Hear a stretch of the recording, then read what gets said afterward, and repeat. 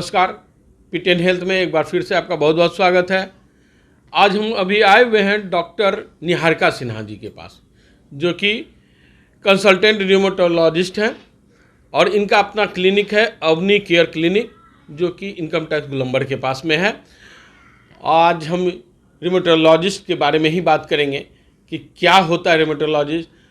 Ma'am, सबसे पहले बहुत बहुत स्वागत है हमारे चैनल में। Thank you very much.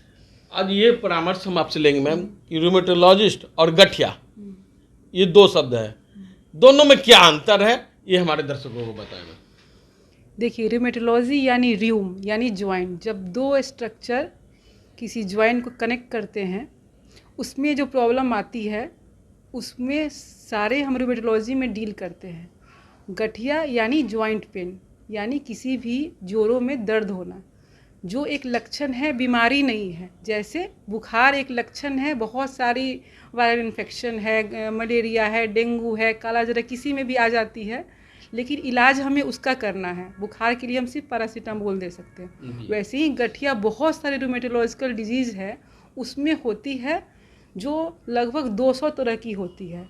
इसलिए रूमेटोलॉजी पूरी बीमारी का एक समूह है और गठिया ज्वाइंट पेन है, जो रूमेटोलॉजी की किसी एक बीमारी का लक्षण है। तो ज़्यादातर लोग गठिया का ही शिकायत लेके आते हैं कि हमें गठिया हो गया, हाथ पैर में दर्द हो रहा है, जी, तो जी, क्या जी, मतलब जो समाज में आम जनता है, यहाँ तक कि डॉक्टर्स भी इसे सभी गठिया के रूप में ही जानते हैं, या आर्थराइटिस कह सकते हैं या गठिया आप कह सकते हैं। तो वही समस्या लेके आते हैं कि डॉक्टर साहब मुझे गठिया हो गया है या मुझे गठिया की बात हो गई है। वो इस प्रकार का वर्ड यूज़ करते हैं, जबकि गठिया बीमारी नहीं है, एक लक्षण है। तो ये लक्षण को पहचानेंगे कैसे? जी, लक्षणों में इसके जैसे जोड़ों में दर्द होना, चलने उठने बैठने में परेशानी होना, जोड़ जो होते हैं वहाँ पे लालिमा आ जाती, लाल हो जाते हैं, वहाँ का टेम्परेचर छूने में थोड़ा बढ़ा हुआ और भी शरीर के जोड़ों से अलग होता है। इसके अलावा उनको ऐंठन होना, सुबह जब उठते हैं तो 30 मिनट तक उनको जकड़न होती है, फिर चलने में उनको थोड़ा सा रिलीफ होता है। इसके अलावा बीच में बुखार भी हो सकता है। इसके अलावा काम करने, जो रोज़मर्रा की काम कर रहे हैं, उनमें उनको समस्या आ सकती है। ये तो गठिया के बारे में आपने बताया मैम। अब ये हम जानना चाह रहे हैं, हमारे दर्शकों को ये बताएं कि ऑटो इम्यून डिजीज क्या होता है। देखिए, ऑटो इम्यून डिजीज़ जो होता है, मतलब जो हमारे सेल्स होते हैं, वो हमारे जो हमारी इम्यूनिटी होती है, वो हमारे सेल्स को पहचानते हैं। जैसे हमारे आजकल कोरोना में देख रहे हैं इम्यूनिटी का कितना बड़ा रोल था। इम्यूनिटी यानी कि जब किसी को इन्फेक्शन हो, वो एक्टिवेट हो और हमारे फॉरेन बॉडी से हमारी रक्षा करे। लेकिन गठिया में क्या होता है कि हमारे जो इम्यूनिटी है, हमारे सेल्स को पहचानना ही बंद कर देती है। अच्छा। वो उसको बाहर ही समझने लगती है कि फॉरेनर है वो, और उसको बाहर निकालने की प्रक्रिया जो होती है वो शुरू कर देती है। इससे जो आपका इन्वायरमेंट शरीर के अंदर जो क्रिएट होता है, उसको ऑटो इम्यूनिटी इन्वायरमेंट कहते हैं कि ऑटो इम्यूनिटी हो गया है। अब हमारे सेल्स हमें फॉरेन बॉडी समझ के हमारे जॉइंट्स को डैमेज करना शुरू कर दिए। इसी को ऑटो इम्यूनिटी तो ये पूरा कितना घातक होता है हमारे शरीर के लिए? देखिए, अब आज के ज़माने में घातक कहना अब अच्छा नहीं लगता है, क्योंकि अब बहुत सारी दवाएं आ गई हैं, इलाज हो गया है। पहले के ज़माने में इलाज नहीं थे, लोग इतना जागरूक नहीं थे। अब हम आज देखिए, आज वर्ल्ड ल्यूपस डे है, हम लोगों को जागरूक कर रहे हैं कि वो ल्यूपस में क्या होता है। लड़कियों में ज़्यादा होता है, लड़कों में कम होता है। चेहरे पे तितली के समान आपको छाई आ जाती है, बुखार होता है, सीने में दर्द होता है, जोड़ों में दर्द होता है, किडनी प्रॉब्लम होती है। तो जब पेशेंट जागरूक हो गया है और सही समय पे अगर इलाज हो रहा है, तो कोई भी आपको किसी तरह की डरने की ज़रूरत नहीं है गठिया से। गठिया को आप डेथ सेंटेंस की तरह मत लीजिए कि अरे मुझे गठिया हो गया। गठिया का मतलब गठिया में लोग बेड पे चले जाते हैं, पूर्णतः फिर उठ नहीं पाते हैं। नहीं, तो इलाज है। वही तो मैं बोल रही हूँ कि आप इलाज कराइए, देर न करें, आज ही जुड़े। ये हमारा, मेरा और बहुत सारे रूमेटोलॉजिकल जो संस्था है, वो भी यही बोलती है कि जितनी जल्दी आप इलाज कीजिए, कभी भी आपको नौबत नहीं आएगी बेड पे जाने की। इलाज संभव है, सही समय पे इलाज करवाइए। अब एक बार बिगड़ गया है, पूरा ज्वाइंट डैमेज हो चुका है, तब आप कुछ नहीं कर सकते। हाँ, तब भी आप पेशेंट को रिहेबिलिटेट करके उसे चला फिरा बेड से उठा सकते हैं। इसमें पेशेंट की काउंसलिंग बहुत इंपॉर्टेंट होती है। अगर हम पेशेंट की अच्छी काउंसलिंग करें, अच्छी बहुत सारी दवाएं आ गई हैं, लाइफ स्टाइल मॉडिफिकेशन अगर हम करें तो आज के डेट में कुछ भी हो सकता है। देर न करे इलाज कराएं, मैम का कहना है देर नहीं कीजिए, इलाज कराइए, इलाज से हर चीज़ संभव है और इसमें आप पूर्णतः ठीक भी हो सकते हैं। मैम का कहना है पूर्णतः नहीं तो कुछ % तो जरूर आप ठीक हो जाएंगे, जो कि चल उठ सकते हैं, जहाँ तक ये भावना है कि देखिए इसमें क्या है कि जब इलाज चलती है, जब कोई गठिया आपके शरीर में पॉजिटिव आता है तो दवाई चल से वो दबी रहती है, ठीक है।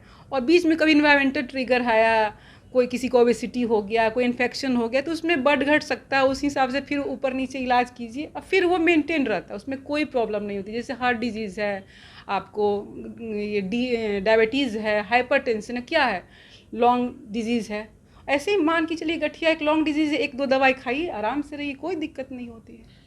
तो आजकल जनरली देखने में मिल रहा है कि यंग लड़कियों को ज़्यादातर ये प्रॉब्लम शुरू हो गया है, इसका क्या कारण? इसके कारण जो हैं वो इन्वायरमेंटल फैक्टर है। हमारा जो इन्वायरमेंट है उसमें एयर पॉल्यूशन, आउटडोर पॉल्यूशन भी बहुत ज़्यादा हो गया है। आपको बहुत सारे इन्फेक्शंस हैं जो हमारे इर्द गिर्द घूम रही है, वायरल इन्फेक्शन देख रहे हैं, बार बार लोगों को हो रहा है। इसके अलावा आजकल के बच्चे जंक फूड, पिज्ज़ा, चाउमीन, ये लोग को ज़्यादा ध्यान देते हैं। जो उनको ग्रीन वेजिटेबल खाना है, क्या लेना है, उस पर उनका बिल्कुल ज़रा भी ध्यान नहीं रहता। इसके अलावा ओबेसिटी, स्मोकिंग, तो लड़कियां तो जनरली स्मोकिंग नहीं करती। हाँ, यूएस और अन्य कंट्री में करती हैं, लेकिन ये इंडिया में में कम है, लेकिन कारण में ये भी आता है। इसके अलावा जो हार्मोन होती, फीमेल हार्मोन, वो भी जो हाई एस्ट्रोजेनिक कंडीशन, ये भी कहीं ना कहीं ऑटोइम्यून स्टेट को बढ़ावा देती है। इसकी वजह से भी लड़कियों में ये ज़्यादा होता है।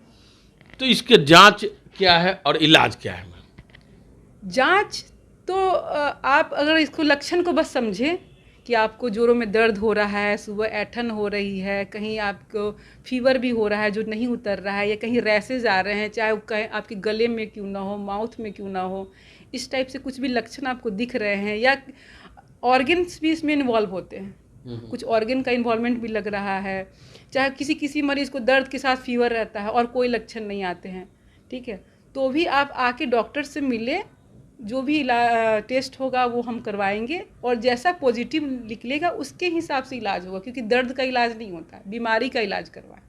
मेरा एक लोगों को यही मैसेज है कि कभी भी आप अपने दर्द के इलाज के पीछे ना भागे, बीमारी के इलाज के पीछे भागिए और बीमारी से आप ज़रूर जीतेंगे।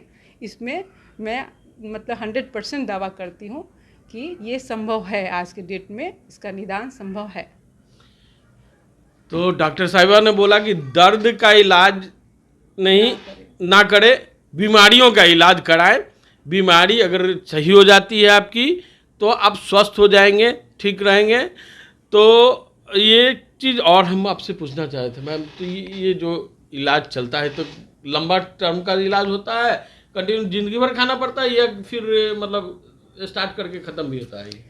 देखिए ये तो डिपेंड करता है कि उसे, मैंने कहा कि अर्थराइटिस 200 तरह के रोमेटोलॉजिकल डिजीज़ हैं, किस टाइप का अर्थराइटिस है, कौन सा चीज़ एंटीबॉडी बॉडी में पॉजिटिव है, क्या निगेटिव है, सब कुछ उस पर डिपेंड करता है। ये कहना गलत है कि ज़िंदगी भर दवा खानी है, ये भी कहना गलत है कि ज़िंदगी भर दवा नहीं खानी है।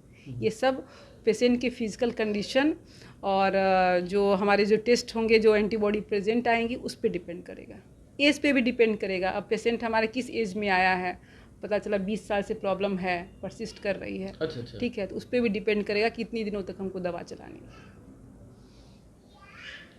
तो रिमेटोलॉजिस्ट के बारे में बात कर रहे थे हम लोग कि क्या बीमारी होती है, गठिया क्या होता है, आर्थराइटिस क्या होता है, इसके बारे में मैम ने बहुत सारी जानकारियाँ दी हैं। उम्मीद करते हैं कि अगर आप ये देखते हैं तो ये बीमारियों से आप निजात पा सकते हैं।